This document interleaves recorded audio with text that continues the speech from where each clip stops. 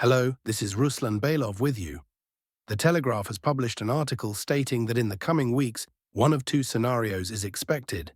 Either Kiev accepts Putin's ultimatum and his terms to sign a peace agreement, or the US cuts off all assistance, including intelligence support, while the Russian army launches its summer offensive. That's the scenario awaiting us, according to the Telegraph. Well, we'll continue to monitor the situation on the front lines. Before we begin, I'd like to sincerely ask you to subscribe to the channel. Your support helps the channel grow. Thank you to everyone who has already subscribed. Now friends, I have several good news updates for you today. Just yesterday, in our last report, we talked about the hope that by May 9th, all occupied territories of the old regions, meaning Kursk and Belgorod oblasts, would return home, so that at least by Victory Day, they'd be back under control. And yesterday, several positive developments happened in both Kursk and Belgorod oblasts. Let's start with the latter, Belgorod. Here, the American map hasn't been updated yet. Looks like they're still asleep. So last evening, we received news of the complete liberation of Demidovka. The armed forces of Ukraine have been pushed out of the village, and as you can see on the map, the village has returned home and is now under full control of the Russian army. I sincerely congratulate the residents of Belgorod Oblast on this. This is actually a very important event, because earlier, Ukrainian forces were driven out of Popovka, and now from Demidovka.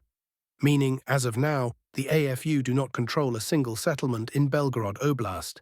Just look, at the peak of their offensive, Ukrainian forces reached this point in Demidovka and this point in Popovka. And remember, back then, it seemed like just a little more. And they would capture these villages and push deeper into Belgorod Oblast. But our border guards fully accomplished their mission in defending these territories. Then our troops rolled back the AFU in these villages, and now, at this moment, they are completely liberated. Yes, the AFU still maintain control over a few forested areas west of Demidovka and near Popovka, but this is temporary. Given that they've been pushed out of the villages, these wooded areas will also be cleared very soon. Thus, after 22 days of the AFU's offensive, and today marks exactly 22 days, they have achieved a result equal to zero. Zero settlements under their control. Yes, again, they still hold some forested areas, but you know the total area of their control is just 6 square kilometers. Hardly a result to be proud of after 22 days of offensive operations and the loss of around 600 soldiers. This operation can only be described as a complete failure. What's amusing is watching Ukrainian military experts who deep down understand everything perfectly. They see it all clearly. But they're putting on a brave face and claiming that the offensive into Belgorod Oblast is fulfilling its objectives. What objectives? Burning through the already scarce reserves of the AFU? Well, maybe. But good news didn't just come from Belgorod Oblast yesterday. There were also positive updates from Kursk, where the operation to liberate the last 3 settlements continues. Now let's move on to Kursk Oblast. First, yesterday, footage emerged of our flag raised in Guevo. I posted this video on my Telegram channel. The flag was installed on the Church of the Nativity of the Theotokos. Here's where the church is located. This is the northern part of Guevo. The church has been heavily damaged by combat and is in a semi-destroyed state, as seen in the footage. But the main thing is that it has been liberated, and it will undoubtedly be restored. Additionally, the village administration building has been retaken. It's right next to the church here. Plus, Kolhoznaya Street has been fully cleared, and civilians who had been living under AFU control have been evacuated. Guevo, as you can see, is near the border and was one of the first villages hit during the AFU's incursion into Kursk Oblast. People simply couldn't evacuate in time, so for all these long months, they lived in constant fear under AFU occupation. Now, at least some of them have been freed and evacuated.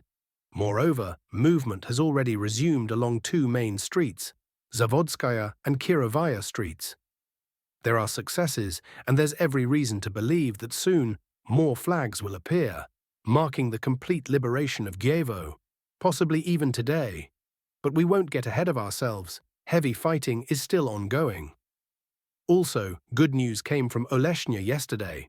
Well, more precisely, a Ukrainian soldier recorded a very interesting video there.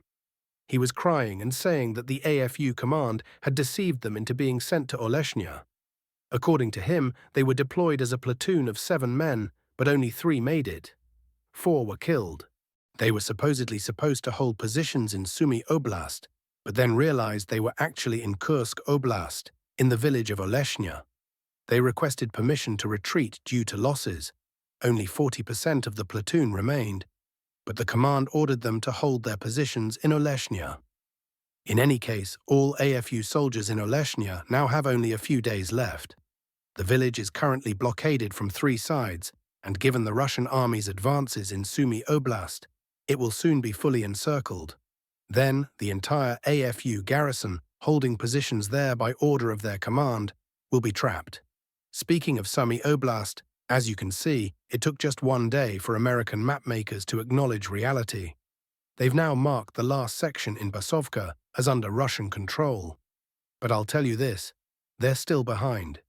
Because yesterday, the first attack was already launched from Basovka toward the next village, Lokhnya, using several quad bikes. Troops were deployed and secured positions on the northern outskirts of the village. So now the line of control isn't where the Americans mark it, it's here. As for Lokhnya, like I showed you yesterday, it's fully linked with Yunakovka. Plus, as you can see, there's a pincer movement developing around Belovody, Vladimirovka, Veselovka, and Zhuravka. These villages are under Russian control, and step by step, the zone of control is tightening around Belovody. There was also another breakthrough in the AFU's defenses in Sumy Oblast yesterday, on a new sector. We're talking about this area. Here, our forces entered the village of Alexandria. In total, 5 villages in Sumy Oblast are now under full Russian control, with fighting ongoing in 2 more. And very soon, the situation here will change drastically. Mark my words, I'll tell you this.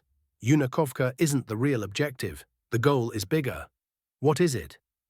Well, I think you can guess. Other frontline updates: Lyman direction, April 7th, Novoye Kolodezi. Now we've reached the sector where the so-called Azov Corps, self-proclaimed supermen, is operating. In reality, these supermen are only tough when facing disorganized Russian units.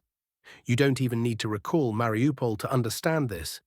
Just remember their shameful retreat from Avdiivka, a disgraceful rout, while other AFU units, denied the same privilege, escaping the battlefield unpunished, bled out covering their retreat. Then the command of the Russian band Azov thought they'd found a safe sector on the Lyman front, facing Russia's 20th Army. As long as Russian command there was ineffective, they tried to rebuild their supermen image. But once the 20th Army got its act together, these supermen, now expanded into a corps under their brilliant commander Beletsky, kept getting hammered. Now the AFU front in this sector is on the verge of collapsing. Their own channels admit that unless urgent measures are taken, it will break. Meanwhile, Russian forces are already fighting in Novoye and Kolodesi, pushing toward Katerinovka and Novomikhailovka. If successful, the AFU front here will be shattered, and enemy forces beyond the Oskol River will be cut off again. Pokrovsk, Avdiivka. Direction, April 7th. Russian forces seize initiative: previous losses, the need to respond to the AFU's disaster near Sudzha, and the subsequent Russian offensive between the Solina and Volchia rivers have decimated the AFU's counterattack force here. First, their command had to halt offensive operations. Now, they're barely holding back the Russian advance. Everywhere, we see only Russian successes. The AFU's so-called gains have vanished without a trace. Moreover, Russian troops have taken nearly all of Lisovka, and AFU counterattacks failed to retake it. Additionally, Russian forces have resumed their assault on Udakhnoye, capturing its eastern part. This pins down enemy command, preventing them from maneuvering reserves. Russian units are also closing in on the Pokrovskaya mine, a key Ukrainian stronghold. If taken, Ukraine will lose hundreds of millions in annual metallurgical revenue. As I said earlier, this confirms that General Mordvichev has outmaneuvered Ukraine's so-called best general, Drapati, which will crush AFU morale. After all, they had so much hope in him, just like in the much-hyped Azov. Troitsky direction, April 7th, storming Troitsky. By last evening, Russian forces had nearly cleared the AFU from Troitsky. Only a few western houses remain under enemy control, likely to fall today. Assault units of the 90th Tank Division are working methodically, dismantling strongpoint after strongpoint, followed by infantry. The enemy has no answer to this in Troitsky and won't have time to find one. Good news is also coming from Kotlyarovka. Russian troops have secured the forest east of the village and are now on its outskirts.